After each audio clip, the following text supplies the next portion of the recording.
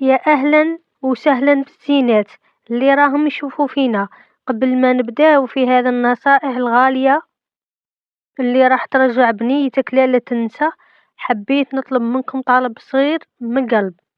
إذا راكم حابين تستفادوا أكثر وتكبر لمتنا، ما تنساوش تشتركوا في القناة وتفعلوا الجرس وتديروا لنا لايك. شباب كيفكم، دعمكم هو اللي خلينا نواصلوا ونقدموا الأفضل لنجاح كل امرأة في حياتها.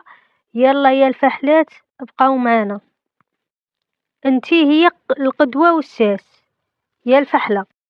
البنت مراية يماها. إذا شافتك انتي نظيفة في بدنك، في لبستك، ودارك ديما تشحل، هي بلا ما تحسي راح ترفد عليك. هذا الطبع. البنت تدي الخبرة من شوفة عينيها ليماها. مالا، كوني انتي النموذج اللي تفتخري بيه. تربية تحب الصبر والتكرار. الذراري الصغار خاصة البنات يحتاجوا وقت باش يتعلموا. ما تتقلقيش عليها، لازم تكوني صابورة وتعاودي لها الحاجة شحال من مرة. التكرار هو اللي يعلم الشطار، ومع الوقت تولي تدير كل شي وحدها بلا ما تفيقي. بداي معاها من الصغر، ما تستناش حتى تكبر بنتك وتولي مراهقة باش تعلميها. الحاجة اللي تدخل في راسها وهي صغيرة تبقى منقوشة ما تروش. كي توالف النظافة وشطارة وهي دوك صغيرة، راح تجيها سهلة وما تعياش فيها. كي تكبر، نظام النظافة اليومي، الروتين تاعها، غسل اليدين، علميها ديما تغسل يديها مور اللعب وقبل وبعد الماكلة. الجدول اليومي، ديري لها برنامج الصباح، غسل الوجه والأسنان، وفهميها باللي الأسنان لازم يتغسلوا يوميا.